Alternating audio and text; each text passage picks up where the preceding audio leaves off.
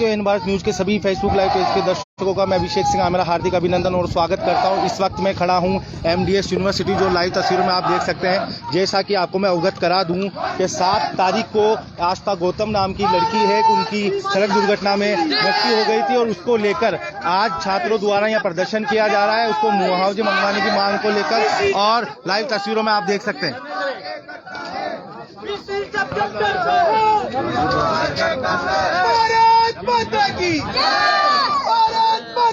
Live तस्वीरों में आप देख रहे हैं कि आस्था गौतम नाम की एक स्टूडेंट थी जो एमडीएस यूनिवर्सिटी की थी। 7 जनवरी को उनकी सड़क दुर्घटना में मृत्यु हो गई और उनको मुआवजा दिलाने के लिए आज छात्रों द्वारा यहाँ पर एमडीएस यूनिवर्सिटी के गेट पर प्रदर्शन किया जा रहा है, जो कि आप लाइव तस्वीरों में देख सकते हैं।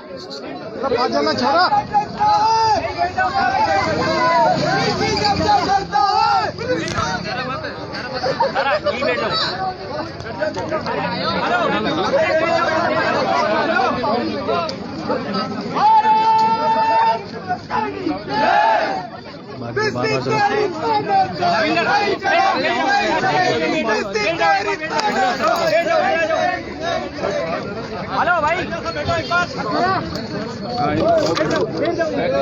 जैसा कि आप लाइव तस्वीर में देख रहे हैं, छात्रों द्वारा मुआवजे को लेकर यहाँ पर विरोध प्रदर्शन किया जा रहा है, जो कि आप लाइव तस्वीरों में देख सकते हैं। किस प्रकार से छात्र छात्राएं बड़ी संख्या में उपस्थित होकर एमडीएस के मेन गेट के बाहर आस्था गौतम को मुआवजे के लिए प्रदर्शन कर रहे हैं।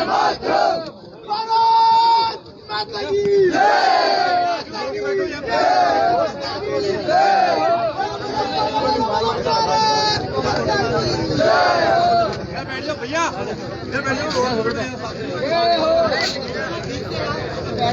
हेलो,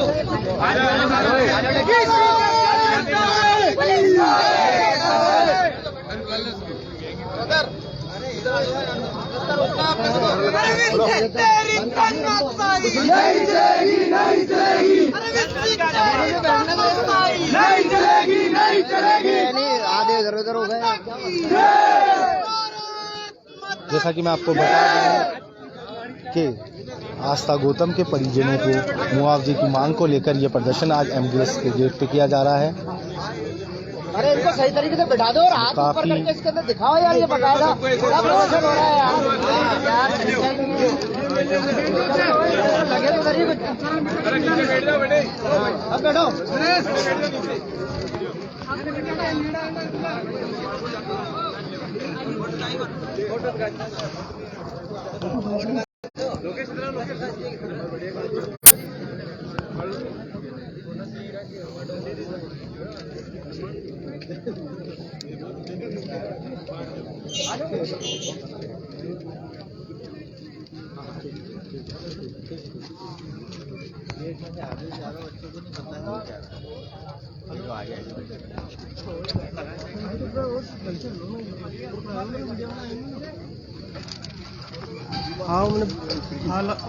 एमडीएस प्रशासन, एमडीएस प्रशासन, बीसी तेरी तानाशाही नहीं चलेगी, नहीं चलेगी। बीसी तेरी तानाशाही नहीं चलेगी, नहीं चलेगी। बीसी तेरी तानाशाही नहीं चलेगी, नहीं चलेगी। बीसी जब जब डरता है पुलिस को आगे करता है। बीसी जब जब डरता है पुलिस को आगे करता है। बीसी जब जब डरता है पुलिस को आगे करता है।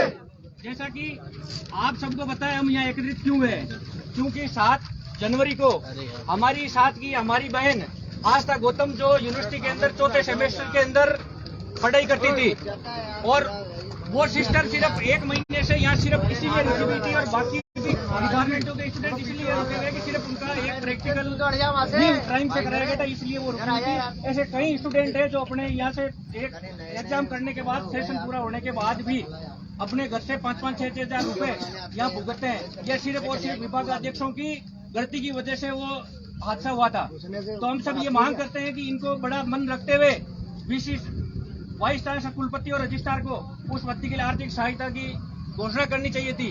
पर यह डरपोक वीसी उस दिन जब वो हॉस्पिटल में लड़की, जब उसकी डेथ थी, उसकी पोस्टमार्टम चल रहा था, तब वहां जाके उसके परिवार, उसकी मां ने सबके सामने ये बात बोली थी कि मेरी लड़की सिर्फ और सिर्फ केमिस्ट्री मैडम की HOD है, जिस मैडम की वजह से मेरी लड़की खत्म हो गई थी, क्योंकि कि मैंने फोन करा था इसको एग्जाम होने के बाद लड़की को घर बुलाने के लिए, तो भी इस मैडम की डर की वजह से वो लड़की यहाँ नहीं आ पाई। और बड़े दुर्भाग्यपूर्ण बात है, आज जिस डिपार्टमेंट की लड़की थी उस डिपार्टमेंट के एक भी स्टूडेंट को यहाँ मैडम ने नहीं आने दिया, तो उसको अपन महारानी कह सकते हैं, यूनिवर्सिटी की महारानी। और ये है अपना VC, इनकी साठ गांठ के हिसाब से ये चल रहा है। और मैं ये चीज बता दूं, जब तक अपन की मांग है कि मृतक जो आस्था गौतम है उसके परिवारजनों को 20 लाख रुपए की आर्थिक सहायता दी जाए, और जो साथ में घायल हुए थे बच्चे उनको 5-5 लाख रुपए की घोषणा की जाए, क्योंकि ये सिर्फ और सिर्फ यूनिवर्सिटी प्रशासन की लापरवाही है। यूनिवर्सिटी के अंदर 10 डिपार्टमेंट है, 10 डिपार्टमेंट के अंदर 40 स्टूडेंट है, फिर भी 10 बार इनका अलग अलग एग्जाम कराए जाते हैं।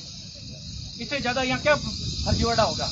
सिर्फ और सिर्फ एक प्रैक्टिकल की वजह से, जो सिर्फ एक प्रैक्टिकल एक दिन में खत्म हो सकता था, वो 22 तारीख को वो उसका B.Ed में नंबर आ रखा था। वो माउंट आबू B.Ed में जाने के लिए 3 बार मैडम के पास जाकर आई थी कि मैडम मेरी B.Ed चल रही है, मेरा सेशन पूरा हो गया, प्रैक्टिकल टाइम से करा दीजिए, मैं मेरे B.Ed कंप्लीट करूंगी। फिर भी उस लड़की को इन्होंने यहाँ से नहीं जाने दिया। उस पर प्रेशर बनाया गया। केमिस्ट्री के प्रत्येक स्टूडेंट को यह कहा गया कि यदि कोई भी स्टूडेंट केमिस्ट्री का ना तो यूनिवर्सिटी आएगा ना अजमेर छोड़ के जाएगा। यदि अजमेर छोड़ के कोई स्टूडेंट गया तो उसके खिलाफ कार्रवाई करी जाएगी, उसको फेल करा जाएगा। शिक्षक के दलालों को, शिक्षक के दलालों को,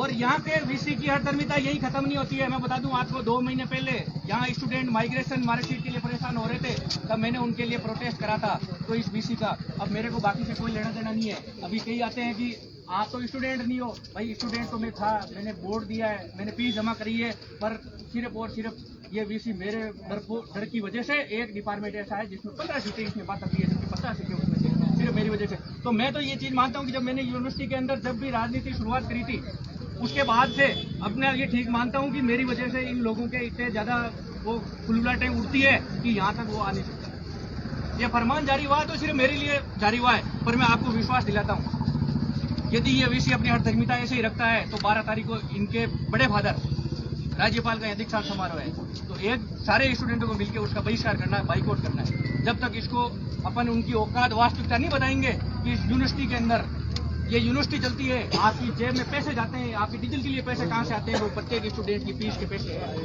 5-5 बार फॉर्म के नाम से, भरने के नाम से, करेक्शन के नाम से कितनी लूटमार करती है। जब आज उस बच्ची के आपने इंश्योरेंस का भी कर रखा था, इंश्योरेंस के अंदर क्या हुआ आपने, और आप अपनी लापरवाही का क्या हर्जाना दे रहे हो? हमारी मांग यही थी। आज 13 तारीख हो गई, 7 तारीख को दुर्घटना हुई थी, इनको करके आगे कर घोषणा कर देनी चाहिए थी। हमें ये नौबत ही नहीं आती कि हमें ये प्रोटेस्ट करना था। और अभी जब बच्चों के सामने आने से वो आदमी डर रहा है, VC डर रहा है। मैं पूछना चाहता हूँ कि ऐसे VC को कुछ भी बैठने का हक है क्या? नहीं है। छात्रों से बात ही नहीं कर सकता। अब यहाँ कहते हैं कि यूनिवर्सिटी कैंपस के स्टूडेंट, ये यूनिवर्सिटी VC है जो सिर्फ यूनिवर्सिटी कैंपस का है क्या? 302 कॉलेज इसके अंतर्गत आते हैं। कोई भी बच्चा जाके VC की नोक खटखटा सकता है, दरवाजा खटखटा सकता है, पर वो डरपोक आदमी सिर्फ वहीं बैठ के और फरमान जारी कर रहा है, पर उसके फरमान अब नहीं चलेंगे।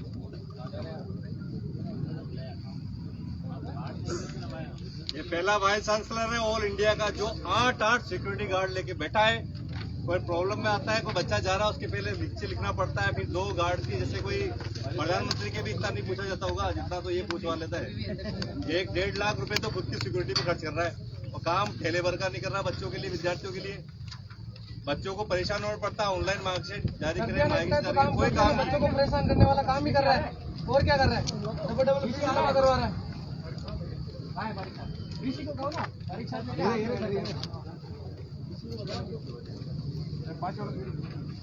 VC को बता दो और इस पर चेतावनी दे दो गार्ड साहब, ये चेतावनी है। तुम यदि इस बात को ये खत्म करना चाहते हो तो ये बच्चे की मांग मान ले, वरना भुगतते रहना।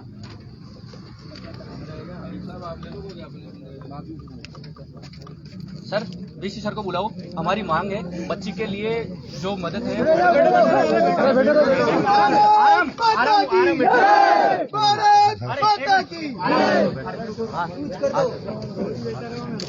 VC सर को बुलाओ, सर हम बात करना चाहते हैं। हमारा कोई नहीं है, डरे नहीं, उसकी मैं गारंटी देता हूँ। यदि वीसी साहब हमारी मांग करते हैं तो हम उनकी माला पहनेंगे, मैं उनके पैर चरण स्पर्श करूंगा। मैं इस चीज का भरोसा मैं दिलाता हूँ इन पुलिस वालों के सामने। नहीं डरे सर, वो चाहे इस गेट के उधर आ जाओ, मैं इधर रेस्टोरेंट ही है सर, क्रिमिनल थोड़ी है। गेट लगा के मुकदमे नहीं है, डकैती के मुकदमे नहीं है, मारपीट जो सर। और यदि सर नहीं आता है तो पुलिस को बुला के आप यदि वीसी सर बड़ा दिल करके छात्रों से मिलने के लिए नहीं आते हैं तो हमारी स्पष्ट चेतावनी है, फिर चाहे मुकदमे करना चाहे कुछ ही करना, ये लोकेश डरने वाला नहीं है। मैं झेलने के लिए सब तैयार हूँ। और फिर 12 तारीख का दीक्षांत समारोह और सब भूल जावे,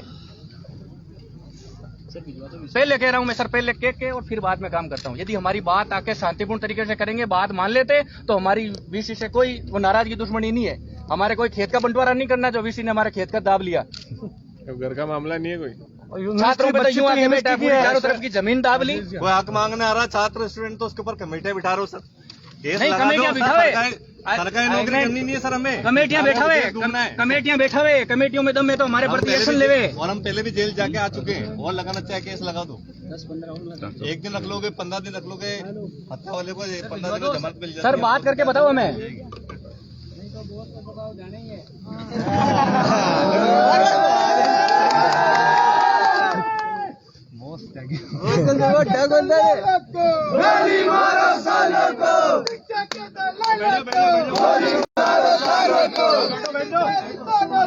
नहीं चलेगी, नहीं चलेगी। आराम से बैठ जाओ, आराम से आके बात करना पड़ेगा। बैठ जाओ। होती नहीं हमारी। हमारे पास वंदे मातरम, वंदे मातरम। अरे भाई आ जाओ, बैठ जाओ मेरे भाइयों। बैठो आराम से यार, काम तुम कर रहे हो, हमने करके छोड़ दिया है सारा। गोली मारो सालों को, शिक्षा के दलालों को, गोली मारो सालों को, शिक्षा के दलालों को, गोली मारो सालों को, नहीं चलेगी, नहीं चलेगी, नहीं चलेगी, नहीं चलेगी। भारत माता की जय।